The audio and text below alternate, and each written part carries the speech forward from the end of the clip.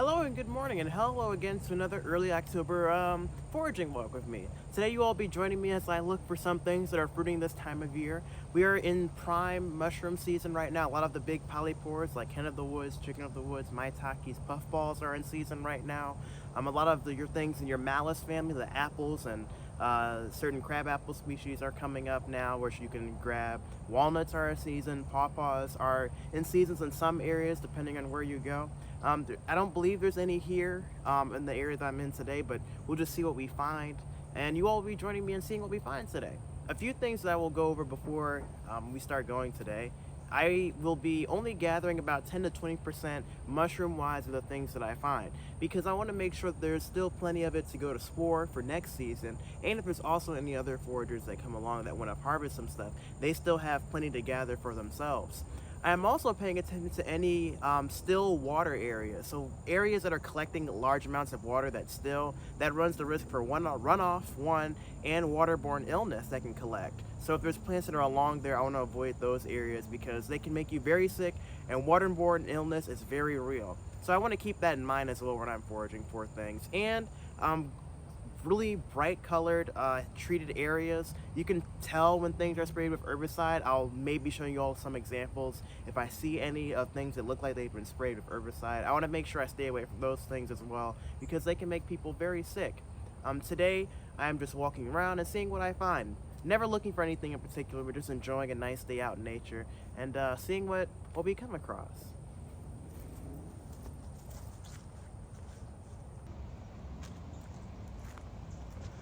So already as we're going through here, we're starting to see the effects of fall taking place. We can look and see that there's a lot of leaves falling down and the leaves are starting to change color. We're creeping into fall. If not, we're already in fall. I don't know. I'll probably put it up on the screen. I don't know when the exact official day of fall begins, but we can see it happening already.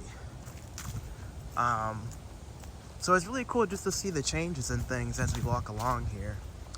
And as I walk, I'll point out some things that I see along the way that I know people may have questions on as we see. I should note too, usually on trails like this that have paved areas will sometimes have herbicide sprayed on the very edges of the trail. But sometimes, they don't have a budget or they don't do it, so periodically at certain times you can go to certain areas and it'll be okay. But after a year or so, if they haven't sprayed. Something I'll point out right here that's growing, and you'll probably see these often all over the place this time of year. This is Amber's honeysuckle, one of the species of honeysuckle that we have, and I don't remember if it's invasive or not. I'll flash on the screen if when I edit this, but it is a really distinct looking plant, and it is not an edible plant. It is poisonous. Not poisonous enough to kill you, but one that will definitely make you very sick, and vomiting and diarrhea and stomach problems and all the above. You can distinct it because, one, notice the alternating veins on the main central leaf stem, and the fact that the fruit or the berries on here grow in 2s or 3s, sometimes even 4s, and multiples of 2 or 3s next to each other, so they look like little clusters at the joint parts of each leaf that grows. And when you see it in a crowd, it's really going to stand out in this area as being honeysuckle. That is a poisonous thing. It's something that you want to be careful of and not mistake for anything that you want to accidentally eat. Usually I think that's more of a problem for children or animals that will sometimes see the showy fruit and want to mess with them. Again, if any accidental poisoning happens, you should call your local poison control and keep a sample of what was eaten, so that way they'll be able to identify what kind of poisoning it is to help with that. But hopefully, as we say, you do your identification first and your foraging second before anything of that sort should even happen.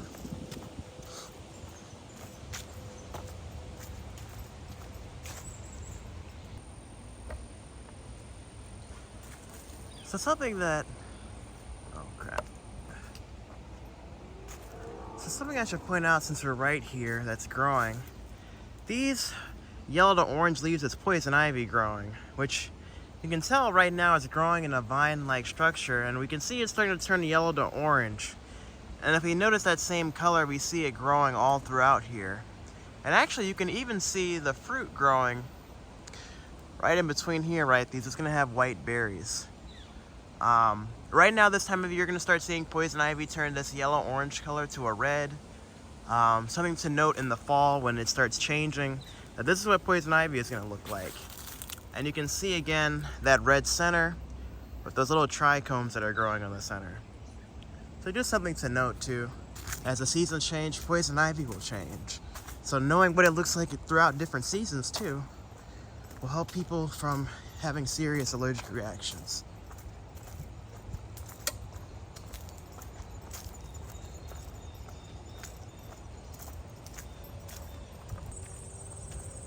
So depending on if I post one of the old videos I recorded, this is exactly the same time I was here last year looking for black walnuts.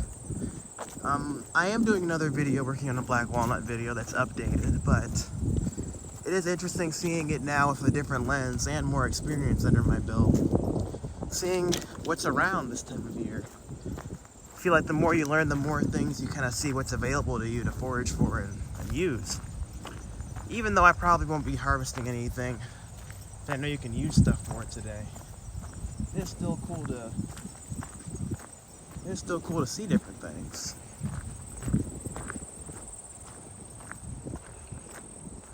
Just learning what's around too. I wonder what this shrub is. This is a...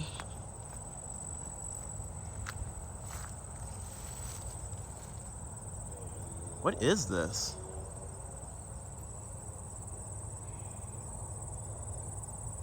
Huh. I think it's a walnut. Something that's been cut back often. Whoa, that's crazy looking. I guess this tree is old enough. So last year I was back here and this tree wasn't bearing any walnuts. And this year it is. And it's actually the only thing that's left on the tree. That's crazy looking.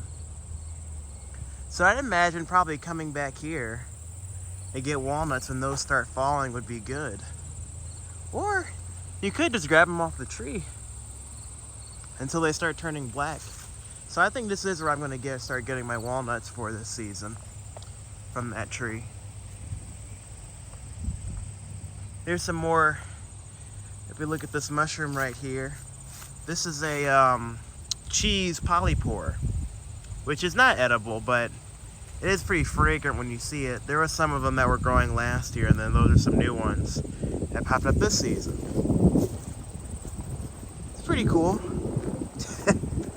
The thing is, the reason why I didn't find walnuts here last season is because I don't think these trees are old enough to fruit. Walnut trees need to be pretty old. I think about 10 years of growth before they actually start fruiting anything. So they have a really long growing period before they start coming into maturity. But once you start seeing those things, it's pretty cool. Plus it is a native tree anyway, so if you see walnuts, you'll probably see other native species with it. This is a autumn olive shrub, which I did a video on how to make tea with. You can tell it's autumn olive because if you notice the really if you notice the really silvery undersides of the leaf, and if you were to actually crush up the leaves in your hand, some of that silver coating would come off on your fingers. The same thing with the berries. So it's really cool. The reason why I am heading this way too is not to look for anything in particular, but I did mark there being an apple tree over here that actually has pretty sizable apples. And I'm wondering if I'm able to get some before other critters did. Be able to get some apples. You'll also, if you all ever are looking in the forest this time of year too, you'll also be seeing hawthorns, which is also another thing in the apple, or in the rose family rather, I believe. And you can eat those as well, and I think those actually might be some hawthorns on, where are they? I think that tree right there. I don't know if it'll show up. There are some red fruit hanging from there, which look very hawthorn-like. A rule of thumb with foraging for apples, anything that has that kind of crown-like structure on them is going to be some kind of apple. Or, I'm sorry, anything in the rose family is going to have... Anything that has that... Okay. Anything that has that crown-like structure, that 5-petal crown at the base of the fruit, is going to be something in the rose family. So it's going to be something that you can use, and this is something cool to talk about. This is a juniper, and I believe I saw some juniper berries on here, but I can't find them again. But juniper used to be used to make gin, and it is for smoking as well. People would smoke their meats and Venice with it. That's pretty cool. I haven't done that myself, but it seems like something that would be pretty flavorful. So maybe something I may try in a later season. Something else I'm taking note for is the autumn olive shrubs that are growing, because I actually haven't processed any into any jam this year. Now I'd love to try some autumn olive jam. Which, if we notice, just by those silvery leaves, there's one, there's one, there's one, there's another one, there's another one. And these shrubs are very invasive, and they can take over an area pretty quickly. Now, unlike your hawthorns, unlike your, I can't remember the name of those fruits.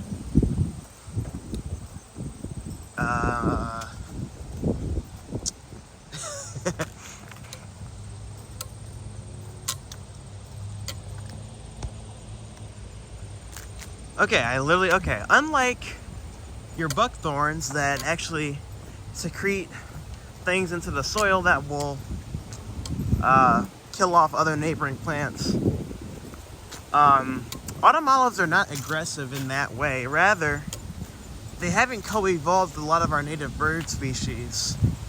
And if you notice in a given area, if you see a shrub fruiting, it probably will still have all of the fruit there. And birds will only eat them out of desperation. So they don't really give that much nutritional value back to the birds for getting them. And when birds eat them, they spread the seeds more. And they spread more. So where the birds go, autumn olives will probably follow with them. But in the case of autumn olives, it's good to not spread them any more than what they are. But in my mind, if you see some growing, you might as well harvest the fruit, seal them up, and process them, because they're here. And as aggressive as they are, I think it's going to take a lot of effort to clear them away. So, food for thought. So now we have the moment of truth. Is there going to be apples here? And it looks like there are apples. And it seems like they are crab apples. Not the good kind. They're a little bigger than your normal crab apple. So these would probably be some that you would be more on the vein of edibility as opposed to other species of crab apple. Sometimes if you find them good enough, you may even be able to find some that are pretty good to eat out of hand, or may even be sweet in some ways. These don't look too great though. I think I may have been a little late to getting them, and maybe creeping late into the season to grab some of these. But some of these don't look too bad. I'll see. I'm gonna try one and see if they're worth any.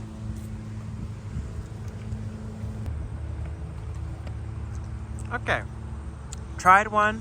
They're not bad, but could be better. Probably use them in a different sense. Maybe just as a pectin source. But it turns out to be a bust. But that's okay. I won't be harvesting any of these here, but I'll leave these for the birds to go after. And if we learned from earlier, we can see these poison ivy leaves, these yellow ones that are infused in between here, that we don't want to mess with. You see it growing all throughout here. There's some more berries. So just something to take note of too. So no ivy today. If you notice, hello everyone and welcome.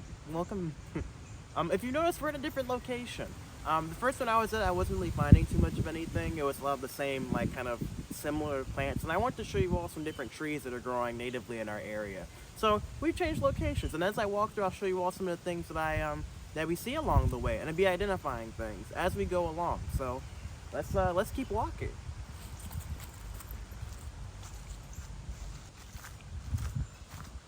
So, So as we're walking right here already, this is already a cool find. I will say strictly in this area, I will not be harvesting anything. I am just strictly doing ID here. But if you look at these mushrooms growing right here, this is dryad saddle or pheasant's back. And I'll put the botanical name up on screen. Now this is an edible polypore species of mushroom. Now in this case, this is at a stage where it's still pretty fleshy. If you give it a tap, it's still pretty tender to cut with the knife, and see it's breaking apart already. So this is a mushroom that is probably still has some tender parts to eat. A way to identify is that it's going to have streaks like this, and if you notice, if I move this Virginia creeper to the side, it's going to grow from one prominent base structure of the mushroom. And if we were to look underneath, I'm only going to grab a piece here strictly for ID, is that if we look on the underside of this mushroom, you will notice that it does not have any gills but pores underneath it. As opposed to your other mushrooms that will have gills or teeth, it kind of looks like a little sponge-like structure underneath of mushrooms. And in this case, this is a mushroom that is edible. And if you were to smell this, it's going to give you a cucumber or watermelon-like smell. So these are things you can put together to help identify that this is a dryad saddle or a pheasant's back. These mushrooms also really like to grow on elm or oak trees or willow trees, and you'll often find these growing at the bases or at the tops of already rotting or dead trees as well. There's a few other species of hardwoods that these mushrooms like to grow on, but this is an example of one that's growing low to the ground on this stump right here. It's really cool. So, cool mushroom to get us started. And if we look, there's also some other bracket mushrooms that are growing right here, which I believe is some turkey tail growing right here. It is. So we also have turkey tail growing right here. An example of just how closely mushrooms will grow in proximity to each other. And if you just pay really close attention, you can actually see a lot growing in a given area. So as we keep walking through, I guess, we're going to keep walking. And I forgot which kind of video I'm doing.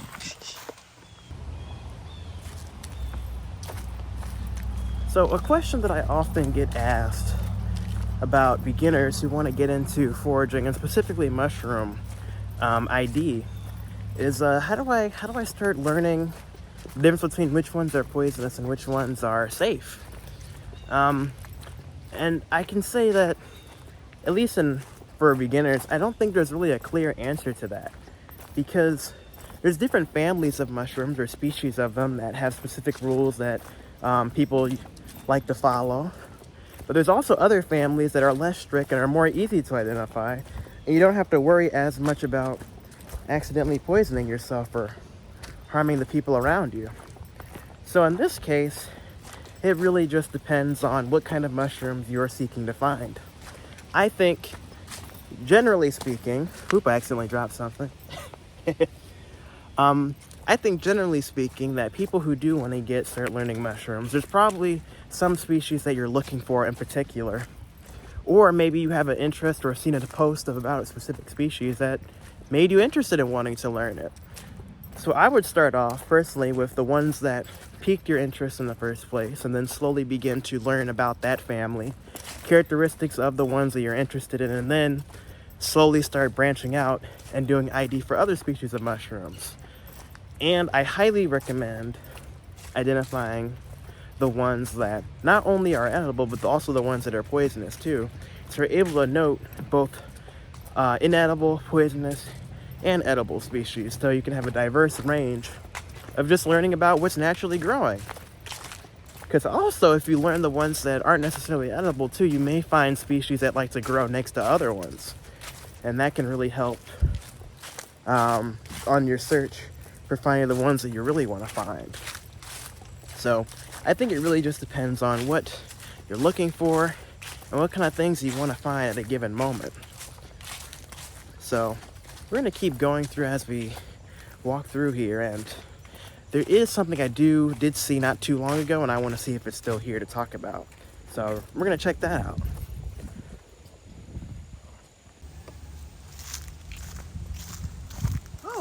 This is something that's really cool that's right here, which I may have talked about in another video before. But this mushroom that's growing right here is Ganoderma appellatum, or artist conch. It is an inedible species, but I've heard that supposedly you can make a mushroom tea or broth out of for medicinal purposes. But what's cool about this plant is that on the underside, you can make little drawings and carvings underneath them, which I'll show a picture of one that I have at home. But this is a really small one. I'm going to leave this one here to get as big as it can. It usually prefers to grow on really rotted wood, either the tree is still standing and dying, or if it's fallen over a log like this. You'll only really see this growing on dying trees, not living ones. Really cool species of mushroom to start learning beginner ID for. And they're very common. You'll see them growing all over the place on hardwoods and species of oaks and elms of the sort. So it really just depends on just getting yourself acclimated to the different things that are growing in a given area. If you notice all these brown stalks right here, I believe this was bone set that it was growing earlier in the season. And these really showy white flowers. That, and we have a lot of snake root too that grows here pretty often. So just getting familiar with looking out for those things as well. But we are in a nice little season for people to go out and start looking for things. A little antidote that I'll get into. It's actually very important to know the rules and regulations of the places where you decide to go looking for stuff are. And in the case of a place I went to not too long ago, I found this beautiful cluster of chicken of the woods. And in the case of the area I was at, there was no taking things of any kind in relation to plants, which was a bummer in the sense of foraging, but I understand for preservation purposes. But in the case of mushrooms, mushrooms are technically not plants. And as long as I'm continuing to practice safe foraging and friendly foraging of only grabbing a little bit at a time and only using what I need, and if it's plentiful enough, I take a little bit, and depending on the species, I'll even help spread the spores. So just knowing the area too and being conscious of how much you are taking of something and knowing that it is a resource and using it as healthily as you can. I did almost trip there, but I'm okay. This time of year, there's many things that are going to start popping up, and I'm not necessarily looking for anything in particular right now. But if I happen to find anything along the way, I love being able to talk about them. This year was also my first year finding a lot of the more interesting species of mushroom, like the indigo cap, which I'll show on screen, and the death cap, and some coral fungus that I found earlier this season. But it's been really cool to add to my log of things that I've seen in person. And I also do a log of where I'm finding these things as well, to help contribute to my own personal observation, but also to see where things thrive and fall too, in terms of populations of certain species. So that's a good thing to note too. I'm actually going to go check out a certain area that I've seen before, and I'll show you when we get there.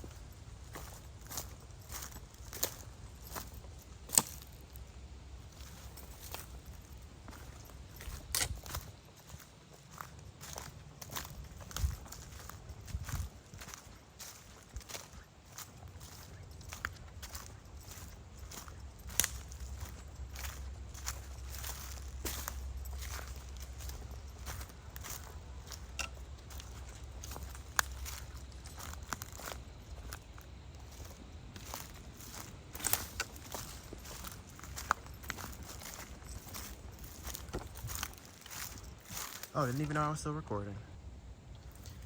So I'm actually back at the same place where I found the huge haul of chicken in the woods that I made a post on a couple weeks ago, and surprisingly it's still here. No one ended up grabbing it, which is good. And there's also some more around the stump that was growing right here, which is pretty cool. And you can see here that a lot of it has died. All of it's gone to spore. It's rotting now. Anything that was living here has probably eaten what it's wanted to eat, or eaten that it's wanted to eat, rather. And more things will left to go to spore for next season, which is nice. Which, just by seeing how much is here, you can see how much that I just left and no one grabbed. I mean, a lot of the stuff was still growing on top of it too. If we see some of the remnants right here and all along there too of it. So really cool to note. And honestly, just as I'm looking through, it seems like there's a pretty bad storm here. I'm seeing a lot of newly fallen trees that are rotting. So interesting to see how the recent storm and weather has affected some things. Pretty cool.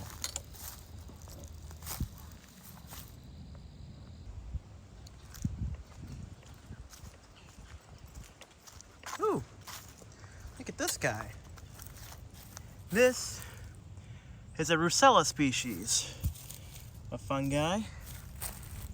And unless you're doing tests under a microscope, it's going to be really hard to do field ID of your Russella species. And now you can already tell the slugs has gotten to it already. Notice how the gills don't run down the stem, they end exactly at the stem. And notice the pinkish red coloring along the stem. The distinct red top and no scales. This is not to be confused with your Indonesia or Amanita muscari species that have the scales and the vulva base. But these are their own grouping of mushrooms.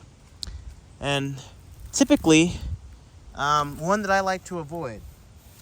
There are edible species of Russellas, but taking the risk of knowing which one is not worth it in my opinion. There are many different kinds of species of Russellas. Some look very similar to each other, that may be at least not poisonous, but at least mildly toxic if you eat them compared to other species. So it's a family that even advanced people who do field ID and foragers kind of leave Russellas alone. It gets to a point where even if something is edible, is it going to taste that good for you to even eat it? Unless it was like a survival situation. So a lot of the stuff we end up seeing, even though it may be edible, ends up just being left to go to spore and do its job anyway. It looks like there's something white right there. I don't know if you all can see that, but we're gonna check this out and see what it is. Because to me it looks like some kind of puffball.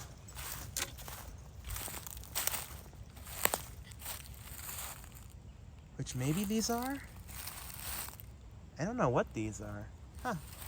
Oh, there's also some other things I see over there that I want to talk about, which I'm not sure what these are, but they are pretty cool looking. And it looks like they have, I don't want to touch it.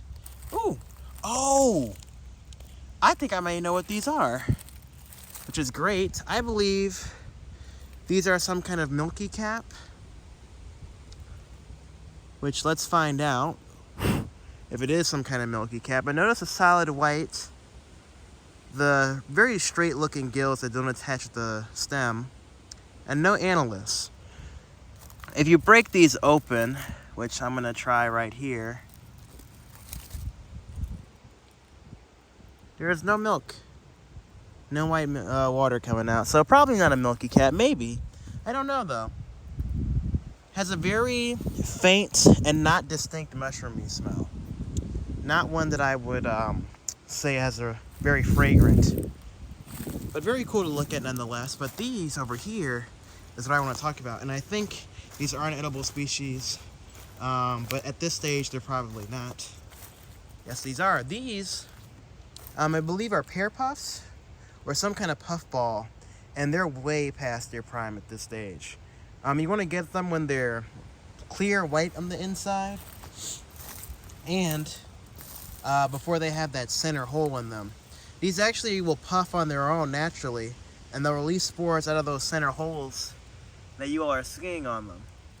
Which I've never seen them grow like this before, tightly packed like this. It's actually pretty cool to see them growing like this. And you can see they're growing all along this tree, which I believe is an old oak tree.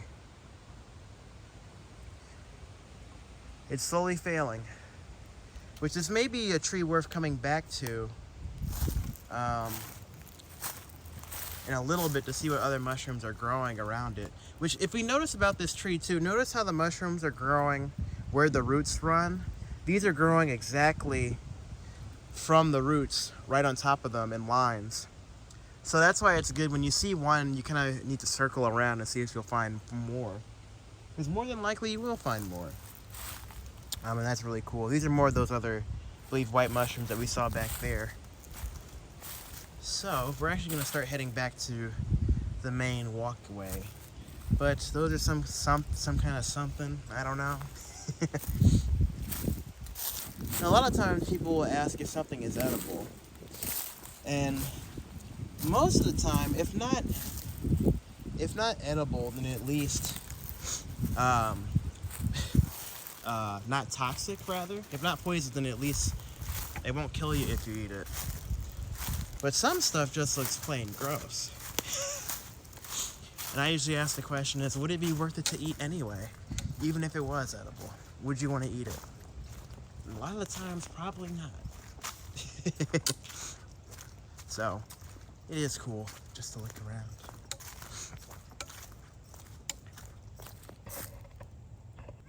Ooh, something else growing right here. Some kind of cap of something that's popping up. I always like to reiterate that I myself am not a mycologist, but casual observer, and I do gather the really easy to identify mushrooms when I do see them. But I usually like to point them out and then just show off the cool things that will eventually pop up with mushrooms, because some are just really cool to look at. Aren't even edible, but just have really cool features about them, or just really interesting. So it just depends on what you're in ID for. Are you in it to find the edible ones, or are you in it just because you want to learn more about mycology and how the environment works with itself? It's really cool.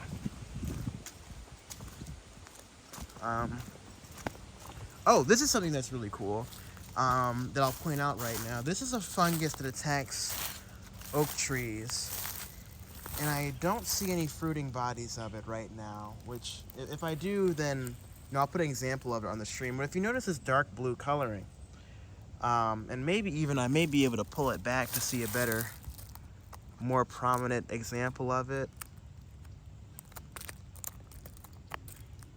There we go. Wait. There we go. Look at this. Look at that prominent blue coloring. This is a species of fungi that will attack oak woods or hardwoods, and it'll actually turn the color of the wood blue like this. And if you find really good examples, it'll be almost like a turquoise, bright, prominent blue that affects huge streaks of the wood. Now this wood historically used to be dried and used to make jewelry boxes and little embellishments in wood. That would be this nice blue color. I don't remember the exact name of the species of fungi, and I'll put it up on the screen. But it does have fruiting bodies of mushrooms that will sometimes fruit off of these blue streaks that you see. And if you see, this whole thing is being attacked by it. And these other mushrooms that you see growing on here are not the same species. But it is cool to see these blue streaks of wood like this. Really cool. It's actually one of the most prominent ones I've seen that's really blue like that. That's a darker one, but I've seen people post ones that are really cool to see. Oh, it's a deer. Didn't even notice her. I think it's a doe. I don't know if you all can see it. I was talking so loud I almost missed it.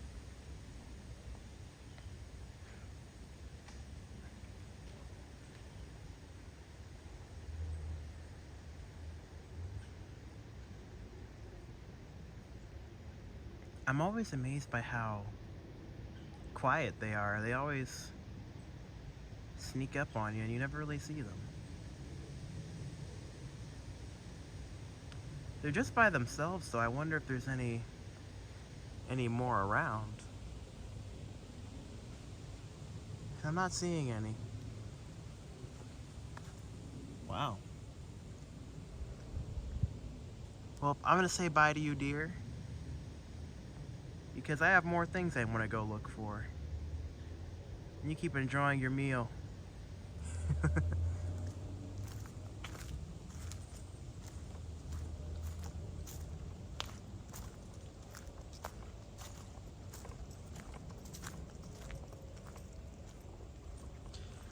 Okay. I know sometimes people may even have the tendency to be fearful of deer or animals that they find in the wild. But they're just as scared and curious about you as you are of them. So as long as you both look at each other and acknowledge you're both there, you'll be okay with deer. Now, I will make this note, unless it's mating season and you're on buck's territory and you're intentionally trying to get close to them, then you may run the risk. But again, they're probably going to be more fearful of you than you are of them.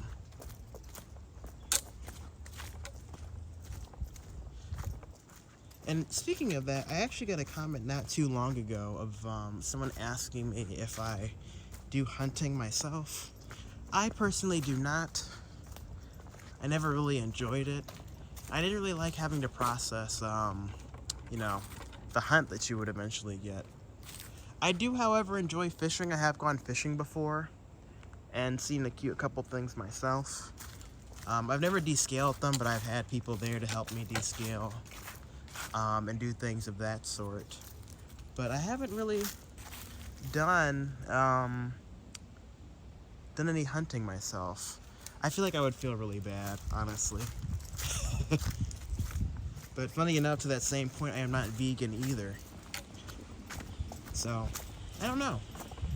I think if it came down to a survival situation where I had to hunt and do my own thing, I'd probably just forage and fish. Because at least I feel a little more like I'd be able to handle those things. Because I don't know. Going through the process of processing a hunt sounds very labor intensive, and honestly, I don't know if I could do it.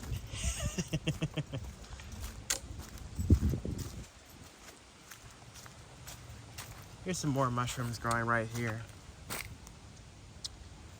Very cool. I often skip past honey mushroom species. I've gone back on recordings I've done it. I've noticed that I've walked past honey mushrooms, but they're not personally my favorite edible mushroom to get. And to that, there's many lookalikes to them, and I don't have enough experience with actually gathering honey mushrooms. So I usually let them be, unless they're the golden ring honey mushrooms.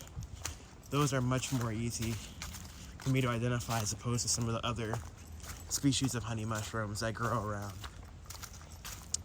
I actually don't even know their season for them. I've only seen them in the fall so far, though. But I don't know if there's any overlap with other seasons. Because at first I usually thought that only pheasant's back or dryad saddle only grew in the early spring. And I've actually been seeing them growing all year this year. Just whenever there's been a lot of rain, they usually pop up. So it's been interesting taking notes on kind of the seasonal things this year as well.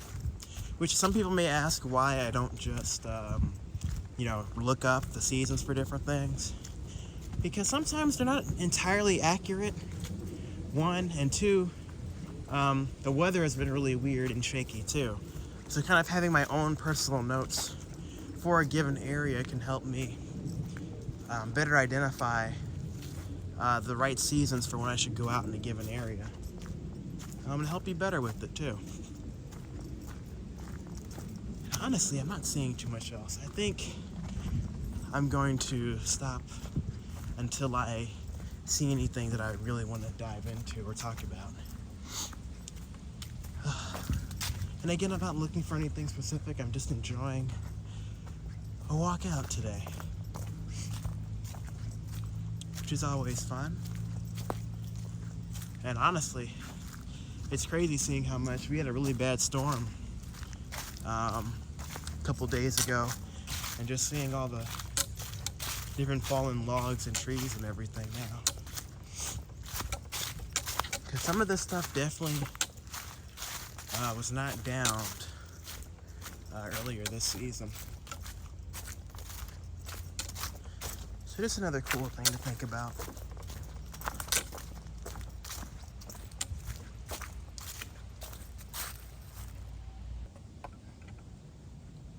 So as I'm walking through here, I'm walking around, I'm looking down this slope to kind of scope out the area, and I noticed this cluster of yellow little things right here. And I know there's some kind of mushroom, but here's the thing, what kind of mushroom are they? And I get closer and closer, and these are some kind of coral fungus. I believe the yellow coral fungus. It's really hard to nail these down, and I have not had enough experience to be able to nail down which species this is. And there are a few edible species of coral fungus. Specifically, I believe the yellow coral tooth fungus is. But look at this. It's not even hard. I've actually never seen it this fleshy before either. And it smells very mushroomy. I've never seen this many grow on a line like this, which probably tells me they're growing on some kind of root, probably from this oak tree. This is the oak tree that's growing right here. And if I follow it down and see where the root is going, it's going in a straight line down here. And it's probably maybe even growing and connecting to this other tree right here. And there's some more right there. Oh my gosh, it's everywhere. Whoa!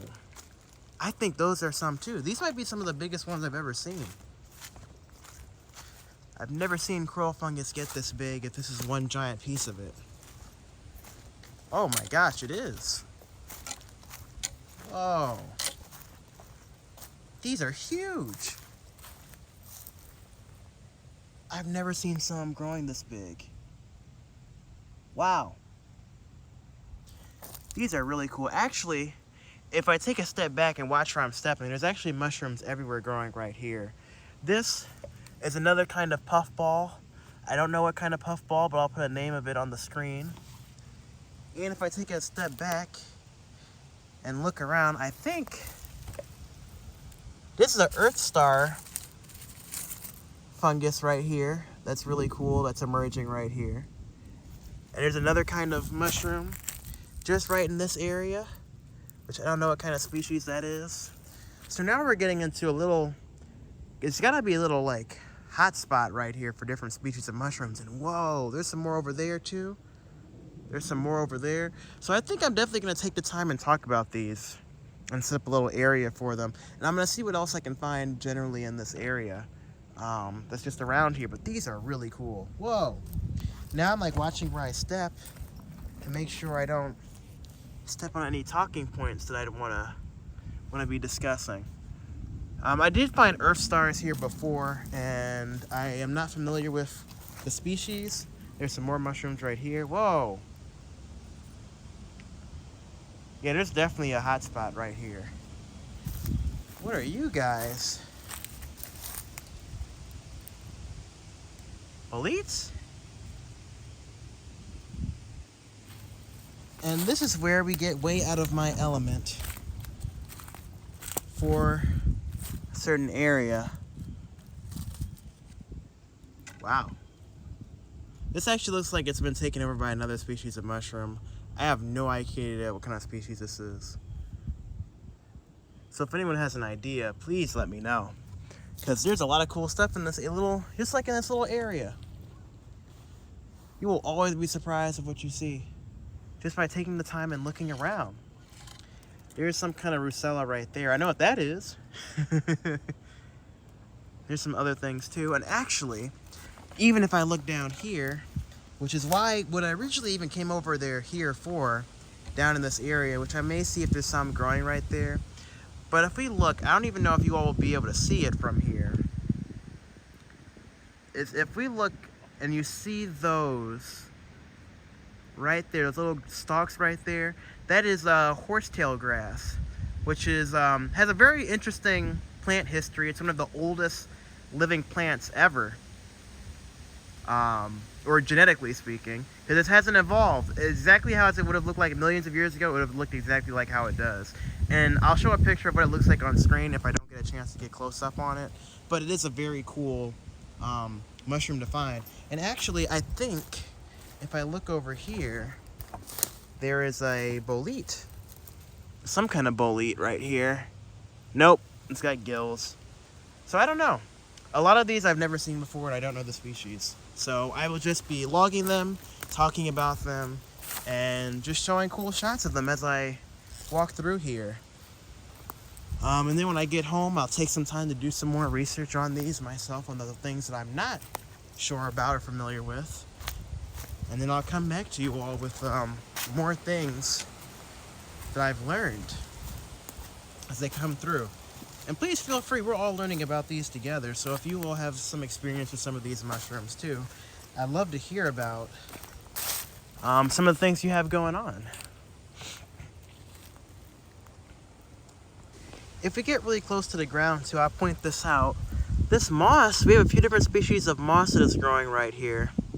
A moss that I want to point out, this is fern moss, because if you look really closely, hopefully, oh, it blew off, dang it. But hopefully, if you notice really closely, they'll look like tiny ferns on the end of them as it grows and covers the canopy. Moss is a very important part of the forest ecosystem, and they'll come in and wet when it rains and there's a lot of moisture. They'll come in and grow and cover, and they'll keep a lot of microorganisms safe from the harsh weather, and they'll keep them safe from other predators that may get to them. So when you see these on the floor, there's a whole little city underneath them as you look. There's a few different species that we have. We have sphagnum red, I think sphagnum red moss that I'll show on the screen. And we have the fern moss. And we also have tree moss that's native here.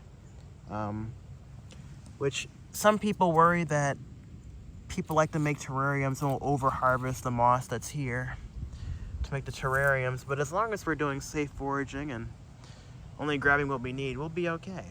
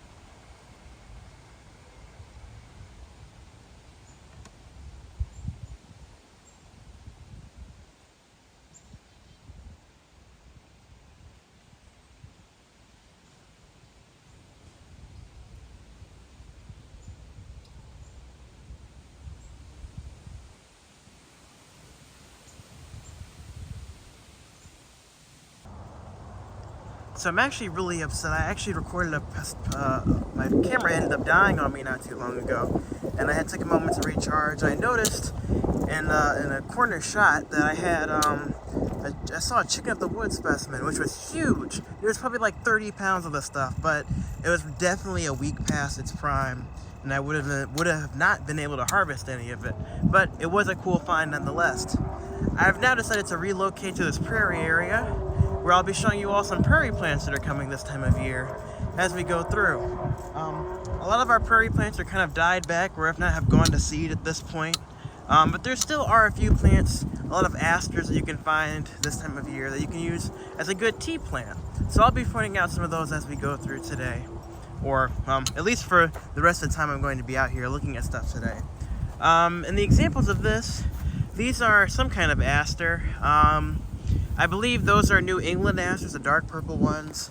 And I can't exactly remember what kind of asters these are, but I will put them up on the screen if I remember.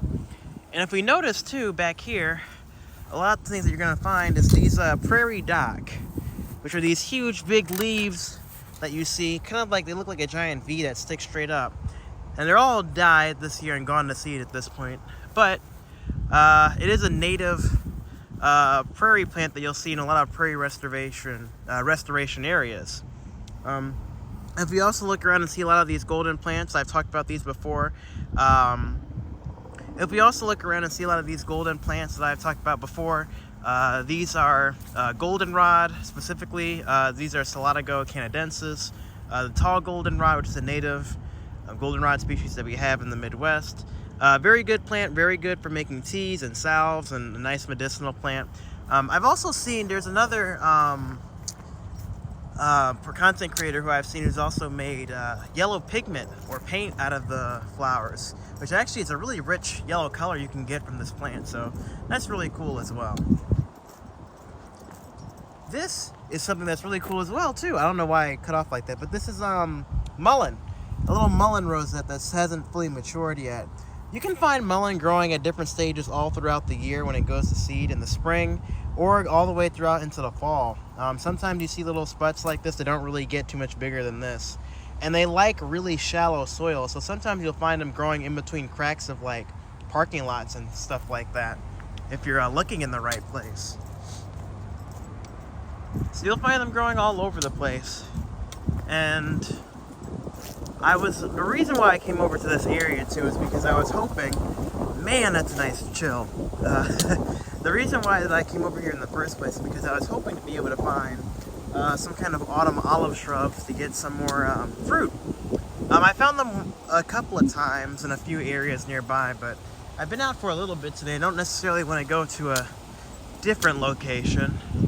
So if I don't find any, I'll probably look around for some another day, and still just take into account the things that I find as I walk through here.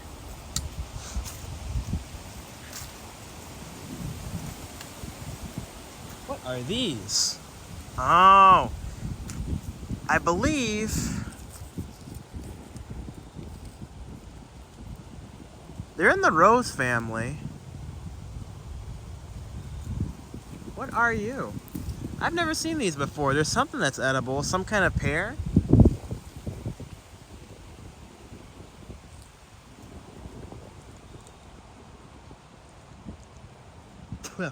Yeah.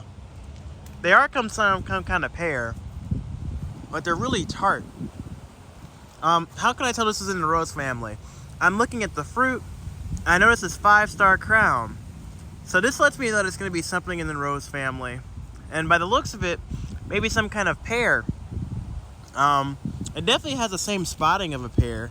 At first I thought this was one of the invasive cavalry pears. But I actually have no idea what species this is. I'm going to have to take a picture of this and properly ID it. So that was a cool find. You always find something new that you haven't seen before. I've seen a lot of rose family stuff, and oh wow! Look at these! Now, I did not think I was going to be finding apples along this area today, and they look pretty big. These they look like some kind of gala. Wow. I don't know if this is showing up well on screen. They look pretty good, and let's see.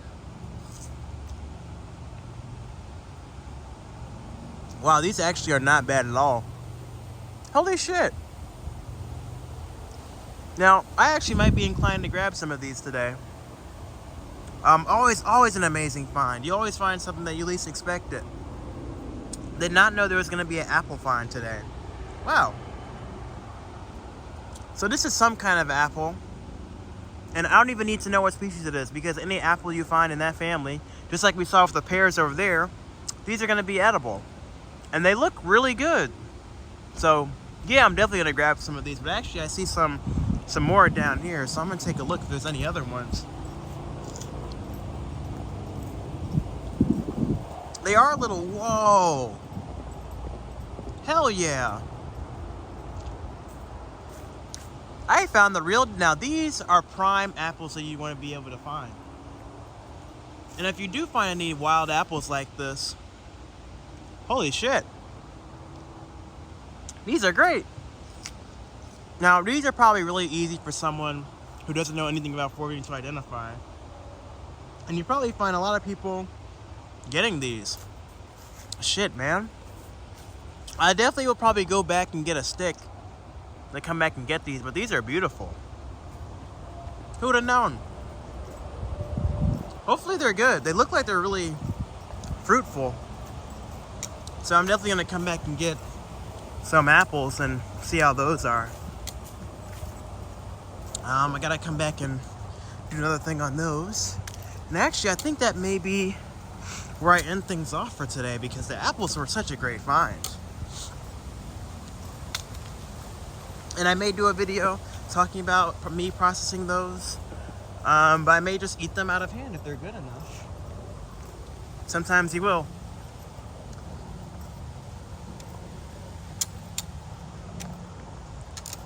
Really cool. A lot of mullein and everything grows right here. I've gotten black raspberries here before, earlier this season.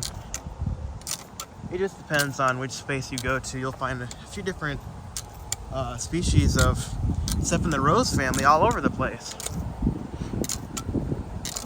And since we're here, and I'm just noticing it, this is oregano, and a wild oregano. And actually, I haven't seen it come up in this area before, which tells me it's probably some ditch oregano that's probably came off from a local nursery. That's grown pretty fast. And how do I know it's oregano? Well, anything in the mint family is going to have that square stem and these alternating leaves like this. And because I've seen the flowers so many times before, I'm able to recognize the flowers at this point. And it's actually pretty good. It smells like a nice oregano. A little strong, but if you like, ooh! Oh, there's a whole bunch of stuff right here that we can talk about. So not only did we find oregano, this is catnip. You never need to buy catnip because you can find it growing all over the place. And mints will grow really fast. They're very aggressive, which is why many times people will tell you to grow mint in a pot. But unless you're trying to create a border around, it's actually fine to grow native species of mint around your area. Because a lot of plants, or animals I mean rather, that will come into your garden do not like mint. And will probably ignore wanting to go in your garden to grab some of the goodies you have. All of these vines that you see growing right here, except for those that's Virginia creeper, but this giant leaf right here is a grapevine. It is our native riverbank grape. We have a few species of native grapes here in Illinois, but this is one of the most common ones that I've seen, at least in the central northern part. I've also seen fox grapes growing, and some people will have cultivated varieties that will start growing naturally. But it is a very cool plant. Now, lately, lately this season, I don't know if it's been because of how dry it's been, but a lot of the grapes have been really bad. They haven't tasted as good as they have last season. Other foragers I've talked to have noticed that they kind of taste like bell peppers. They don't really have a good taste to them. So I think it just depends on where you're getting it from. But there are native grapes right here, and there's probably a few things that you'd be able to get at some point. Hi. I don't know what that is either. I'm definitely gonna have to see what that plant is at some point. If you ever have seasonal allergies to this time of year, you'll probably notice that goldenrod is popping up, and many people will blame goldenrod for their seasonal allergies, but it's not goldenrod. It is probably going to be this plant. This plant right here is ragweed, and many people have seasonal allergies to this plant. You can actually get an allergy test at your doctor, and you can actually get tested to see if you have a ragweed allergy. In my case, I do. I start sneezing and get a really bad allergic reaction to the pollen from ragweed.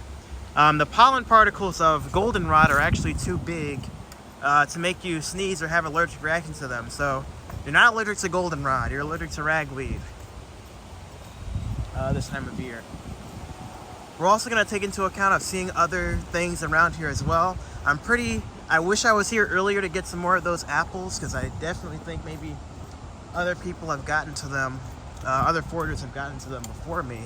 But it's still worth taking a look around and just seeing what's in the general area.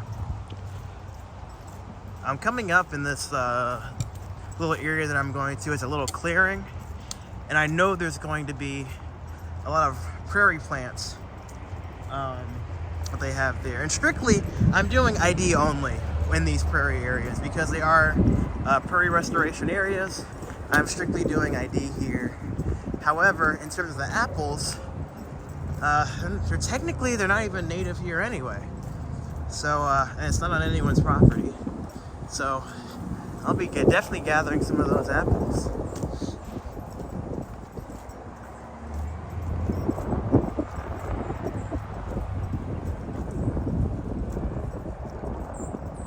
Wow. Some more grapes. Actually, these are also mixed in with Virginian creeper berries too, those red ones, so something to look out for. You may accidentally misidentify with certain other species.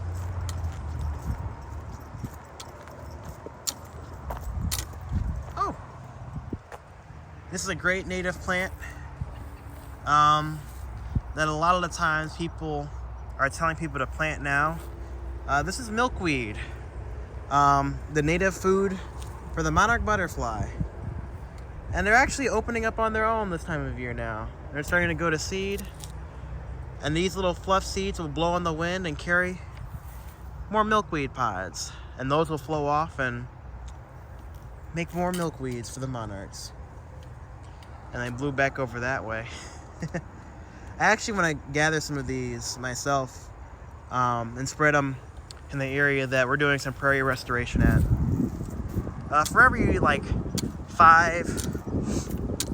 for every 13 pods you see, I'll grab one and help spread seeds. Just so the native population can be stable too. There's some more catnip right there.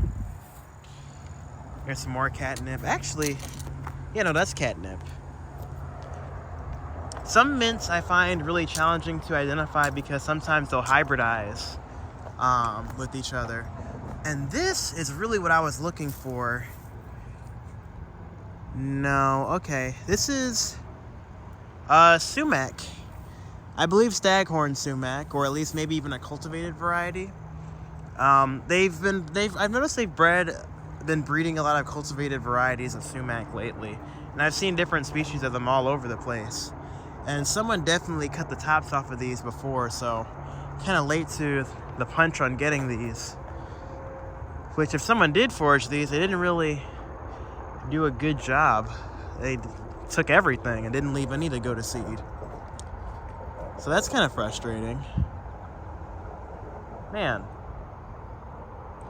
Usually if you do find any sumac cones, you want to leave at least a couple for the population to return, but clearly, whoever came through here took everything.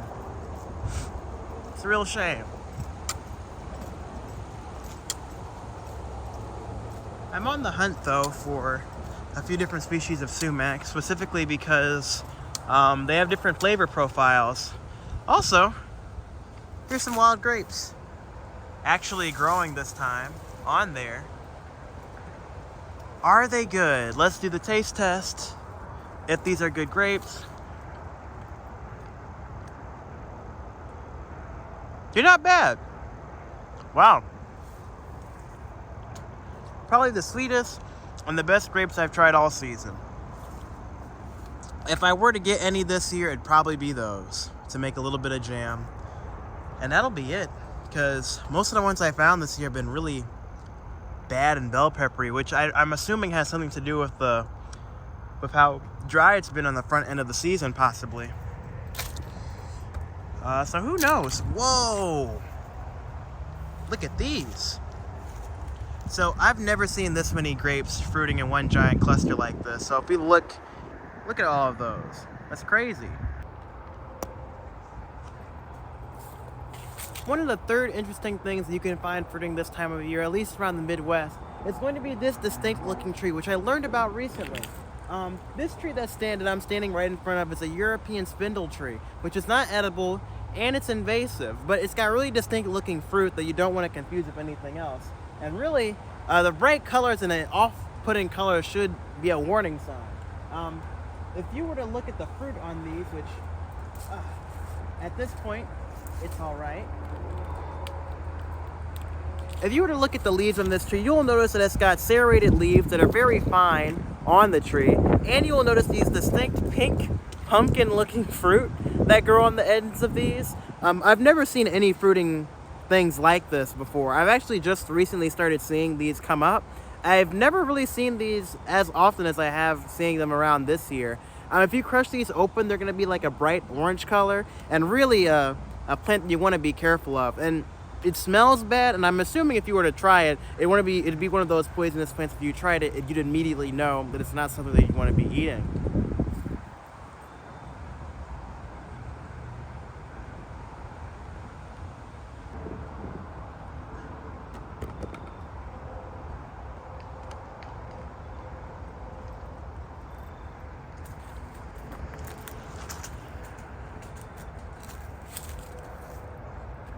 So as I was walking through here, I noticed this tree again, which I talked about in a previous video, or maybe I did, I don't know what video is coming up first, but this is a European spindle tree, which is invasive here to the Midwest, and I've actually haven't heard too much about it, and don't know too much about it either. But this plant is not like buckthorn, so it doesn't kill off plants that are around it that I know of, or at least not as aggressively as common buckthorn does. But something to note about this plant, that when it's fruiting, they're gonna have like these little pumpkin like pink fruit that grow on them, which are poisonous. But it is a very interesting plant, and it stands out distinctly against other plants. I've never seen any fruit that's gonna be pink looking like this. And I don't know, I'm very curious to do more research and see what the effects of this tree or plant are to our native plants and how aggressive it can be. But I just recently started seeing it come up a few times this year. I didn't really see it that much last year, if any, last year. So, interesting plant to take note of.